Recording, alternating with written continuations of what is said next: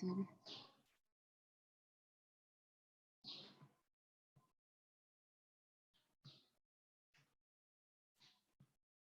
ठीक है, तो हम इस क्वेश्चन को कर रहे थे।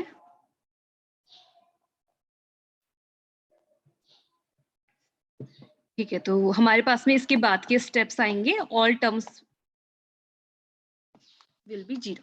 ठीक है, अब हम इसको सॉल्व करेंगे। NC0 की वैल्यू, किसी को आपको NCR का फॉर्मूला याद है? NCR क्या होता है? कॉम्बिनेशन में आते हैं ये फॉर्मूले, बताओ क्या होता है NCR इक्वल टू? बताओ बेटा। फैक्टोरियल n इंटू, हाँ factorial n upon r into n minus factorial r into factorial n minus r। Rajan बेटा आप लोग पेन यूज मत करो।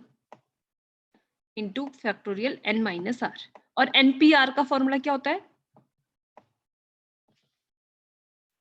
NPR होता है factorial n upon n minus r। बस factorial n upon n minus r factorial होता है। ठीक है, लेकिन जब कॉम्बिनेशन आता है तो उसमें फैक्टोरियल r भी हमारा साथ में आ जाता है। तो अब NC0 की वैल्यू, ये तो वैसे याद भी होती है कि NC0 1 होता है, NCN भी 1 होता है, क्योंकि NC0 देखो क्या हो जाएगा, factorial n upon factorial 0 into n minus 0। Factorial n और फैक्टोरियल 0 की वैल्यू होती है 1। फैक्टोरियल n से फैक्टोरियल n कैंसिल होगा तो हमारे पास में आ जाएगा 1। ठीक है, तो इसको मैंने लिख दिया 1। और हाँ, लेकिन हो सकता है आपको ये याद ना हो कि cos x का nth ऑर्डर डिफरेंशियल कोफिशिएंट क्या होता है। अब एग्जाम में आपके पास ये क्वेश्चन आता है तो आप लोग क्या करेंगे, आप लोग पहले इस फॉर्मूले को अप्लाई करेंगे, इसको आप लोग इक्वेशन सपोज कर लेना, इसको इक्वेशन 1 सपोज कर लेना। अब आप लोग अगेन काम करना cos x का nth order differential coefficient find करने के लिए। ठीक है, तो cos x का nth order differential coefficient find करने के लिए थोड़ी देर के लिए हम सपोज कर सकते हैं कि let z equal to cos x। तो इसका हमें इसका फाइंड करना काफी आसान होता है। जब हम इसका फर्स्ट ऑर्डर फाइंड करते हैं तो dz हमारे पास में आ जाता है माइनस साइन एक्स। बेटा इसको रिपीट करने की जरूरत है, वैसे मैं अब हल्का थोड़ा थोड़ा बता रही हूँ। हम ये आएगा माइनस साइन एक्स, फिर इसको एक बार आप और डिफरेंशिएट करोगे तो उसका सेकंड ऑर्डर डिफरेंशियल कोफिशिएंट आ जाता है cos x, फिर थर्ड ऑर्डर डिफरेंशियल कोफिशिएंट आ जाता है sin x। तो ये रिपीटेशन हो रहे हैं। ठीक है, फिर हम ये देखते हैं कि इसको हम जनरलाइज कैसे कर सकते हैं। तो हम sin x को लिख देते हैं कि sin x को हम लिखेंगे cos π/2 प्लस एक्स लिखेंगे। ठीक है, तो उसके बाद d2z हमारे पास हो जाता है cos 2π/2 प्लस एक्स हो जाता है। ऐसे d3z हमारे पास में आ जाता है cos 3π/2 प्लस एक्स। ऐसे ही तो उसको जब हम जनरलाइज करते हैं तो nth ऑर्डर डिफरेंशियल कोफिशिएंट आ जाता है cos nπ/2 प्लस एक्स आता है। ठीक है, cos nπ/2 प्लस एक्स आएगा इसका nth ऑर्डर डिफरेंशियल कोफिशिएंट। तो n minus 1th order differential coefficient क्या आएगा, n माइनस 1 π/2 प्लस एक्स। ठीक है, cos n minus 1 π/2 plus X. ये काम आप cos x के लिए निकाल लोगे nth ऑर्डर डिफरेंशियल कोफिशिएंट। तो n माइनस 1th आपको चाहिए तो आप वहीं पे रिप्लेस कर लोगे। आपको पता है कि इसका nth order differential coefficient nπ/2 plus x है। तो n minus 1th order coefficient के लिए n को रिप्लेस कर देंगे n माइनस 1 से। तो n minus 1th order differential coefficient आ जाएगा cos n minus 1 π/2 plus X. लेकिन आपको n minus 2th order differential coefficient भी चाहिए cos x का, तो आप n को अगेन रिप्लेस कर दोगे n माइनस 2 से। ठीक है, तो ये भी हमारे पास में आ गया cos n minus 2 π/2 plus x. और आपको ठीक है फॉर्मूले में इसका n minus 3th order differential coefficient की भी जरूरत है। तो इसी में आप लोगों ने जो nth ऑर्डर फाइंड किया हुआ होगा, आप उसमें n को n माइनस 3 से रिप्लेस करोगे तो हमारे पास आ गया cos n माइनस 3 π/2 प्लस। ठीक है, तो ये अंदर की चीजें तो आप लोगों को निकालनी आती है काफी आसानी से। nth ऑर्डर भी आता है हमको, n माइनस 1th ऑर्डर भी आता है, n माइनस 2th ऑर्डर भी, n माइनस 3rd ऑर्डर भी। और x क्यूब का फर्स्ट ऑर्डर डेरिवेटिव 3x² आ गया यहाँ पे, ये 3x² आ गया। इसका सेकंड ऑर्डर डिफरेंशियल कोफिशिएंट, इसको एक बार और कर लेंगे तो 6x आ जाएगा, ये 6x आ गया। इसको एक बार और करेंगे तो 6 आएगा, इसको एक बार और करते तो वो 0 आता, वो टर्म्स हमने लिखे ही नहीं है। ठीक है, अब बाकी का काम है फैक्टोरियल सॉल्व करना। तो NC0 इज 1, NC1 क्या होगा, factorial n upon factorial 1 into factorial n minus 1। ठीक है, तो उसको आप सॉल्व कैसे करोगे, फैक्टोरियल 1 तो की वैल्यू 1 ही होती है, और फैक्टोरियल n माइनस 1 को फैक्टोरियल n से अगर हमें कैंसिल करना है तो हम n into factorial n minus 1 लिख देते हैं ना उसको। ये सारी 11th की चीजें हैं, ये सारी चीजें आपको आनी चाहिए। ठीक है, तो n into N minus one factorial से n minus one factorial both cancel हो जाएंगे, तो हमारे पास में n बचेगा यहाँ पर। तो ये NC1 की वैल्यू होती है n। सिमिलरली आपने NC2 कैलकुलेट करना है। NC2 हमारे पास आ जाता है n into N minus one upon two, और NC3 आता है n into N minus one into N minus two upon six, क्योंकि फैक्टोरियल 3 होता है डिनोमिनेटर में, वो बन जाता है 3 इंटू टू इंटू वन। आप लोग फैक्टोरियल की इस वैल्यूज को फाइंड कर लेंगे ना, या मुझे अगर आप लोगों को नहीं आता है ये, तो आप लोगों ने क्लास में ये चीज पूछनी चाहिए, ठीक है। तो आप लोगों को अगर ये फैक्टोरियल सॉल्व करना नहीं आता है तो आप लोग बताओ, मैं एक को सॉल्व करके बता देती हूँ, और अगर आप लोग ये कर लोगे तो मैं इसको स्किप कर बताओ। एनसीआर को सॉल्व करना आता है आप लोगों को? छोड़ दूं इसको या एक को बता दूं? आता है, ठीक है, कर लेंगे मैम। ओके। कोई प्रॉब्लम आती है तो आप लोग पूछ सकते हैं, ठीक है। तो ये फैक्टोरियल हमने सॉल्व कर लिया, लेकिन इसको सिंपलेस्ट फॉर्म में अगर हमें लेके आना है तो अब नेक्स्ट क्या करेंगे वो देखो, ठीक है। यहाँ पे तो हमारे पास आ गया x cube cos n pi upon two plus x. यहाँ पे इसको 3x² को थोड़ा इसको अच्छे से लिख लेंगे, तो 3nx² cos n minus one pi upon two plus x. और ये वाला स्टेप 6x को भी आगे कर लेते हैं। यहाँ पे 2 है, 2 6 से 3 टाइम कैंसिल होगा, तो 3n into N minus one into x cos n minus two pi upon two plus x.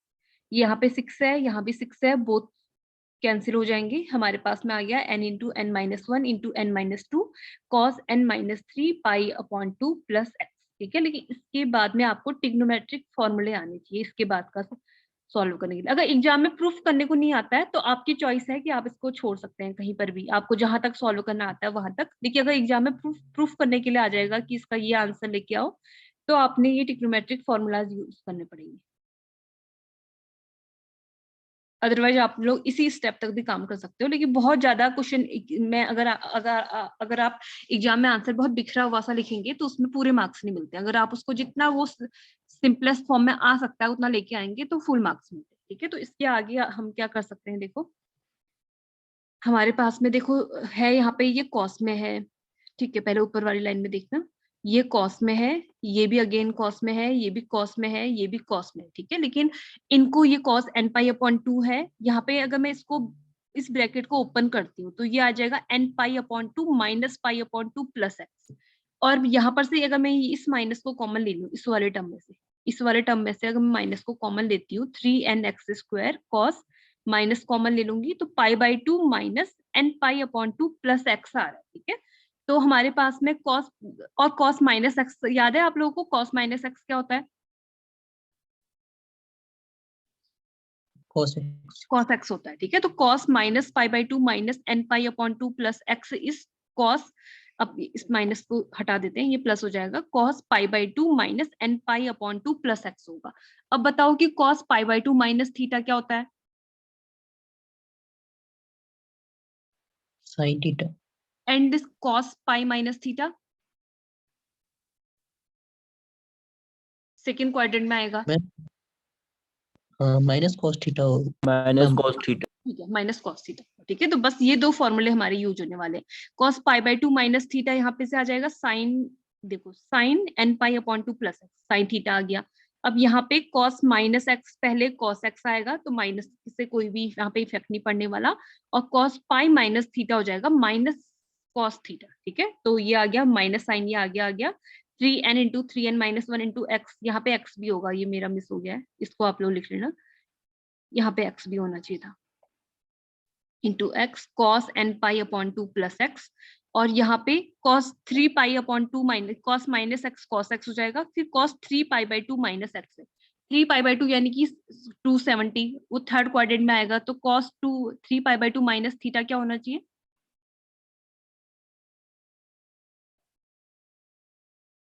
Cos की वैल्यू थर्ड क्वाड्रेंट में होती है नेगेटिव, और जब भी पाई बाई टू के ऑड मल्टीपल्स होते हैं तो कॉस साइन में चेंज हो जाता है, तो माइनस साइन थीटा होगा, ठीक है। तो ये चीज हमारे पास में आएगी एन इंटू, यानी कि माइनस साइन, माइनस के साथ में sine N pi upon two plus x आएगा, और ये टर्म पहले से था n into N minus one into N minus two. तो अब ये है कि यहाँ पे ये cos n pi upon two plus x है, यहाँ पर भी cos n pi upon two plus x है, तो दोनों में से cos n pi upon two plus x को कॉमन ले लेंगे, तो जो टर्म्स बच रहे हैं X cube minus 3n into N minus one into X आ जाएगा हमारे पास में। और इन दोनों में से sine N pi upon two sine N pi upon 2 common है, तो इन दोनों में से हमारे पास बचेगा 3nx² minus n into n minus 1 into n minus 2 into sine N pi upon 2 plus x. This is most simplest form of our question, ठीक है। इससे ज्यादा सिंप्लीफाई हम नहीं कर सकते, तो यहाँ पर हम आंसर छोड़ देंगे। तो एग्जाम में अगर कोई भी, जैसे अगर प्रूफ करने के लिए ये क्वेश्चन नहीं भी आता है, अगर आपका ये क्वेश्चन 10 मार्क्स में आता है और कोई बच्चा सिर्फ यहाँ तक काम करता है, तो उसको पूरे मार्क्स नहीं मिलेंगे, क्योंकि लास्ट उसने सिंपलेस्ट जहां तक हो सकता है उतनी कैलकुलेशन नहीं करी है, ठीक है। तो वही आप लोग हैबिट बनाना कि मैथ्स में कभी भी आंसर लास्ट फॉर्म में वो उस आंसर को देना जो उसकी सबसे सिंपलेस्ट फॉर्म होगी। जहां तक आप लोग क्वेश्चन को सिंप्लीफाई कर सकोगे वहां तक उसको सिंप्लीफाई करना, ठीक है। तो अब टाइम भी हमारा हो गया, लेकिन जो ये एक और क्वेश्चन है इसको आप लोग घर पे ट्राई करना। मैं क्वेश्चन आप लोग को दिखा दे रही हूँ।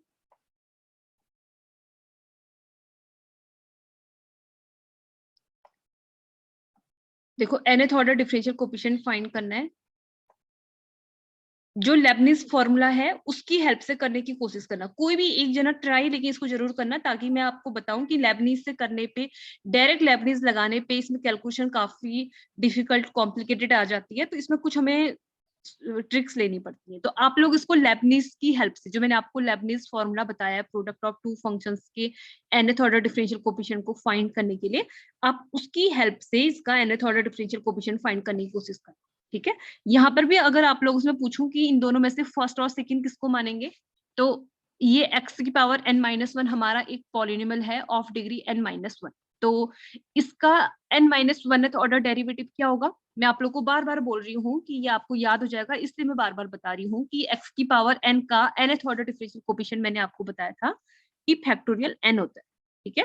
तो x की पावर n-1 का n-1th ऑर्डर डिफरेंशियल कोएफिशिएंट भी क्या होगा, n-1 फैक्टोरियल होगा, और nth ऑर्डर जो पूछूंगी तो फिर तो वो 0 बन जाएगा, ठीक है। तो इट मींस x की पावर n-1 के n-1th ऑर्डर डेरिवेटिव्स तक एग्जिस्ट करेंगे। nth ऑर्डर डेरिवेटिव भी x की पावर n-1 का क्या हो जाएगा, nth ऑर्डर डेरिवेटिव होगा x की पावर n-1 का 0।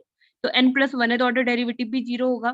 तो यहाँ पे फर्स्ट और सेकंड में से किसको हमने फर्स्ट सपोज करना चाहिए, log x को फर्स्ट फंक्शन सपोज करना चाहिए, इसको सेकंड। तो इसको फर्स्ट और इसको सेकंड कंसीडर करते हुए लेबनिज रूल आप लोग ट्राई करना, ठीक है। उसके बाद मैं आप लोगों को कल बताऊंगी इस क्वेश्चन को। अब कोई कुछ डाउट्स हैं तो आप लोग पूछ लो।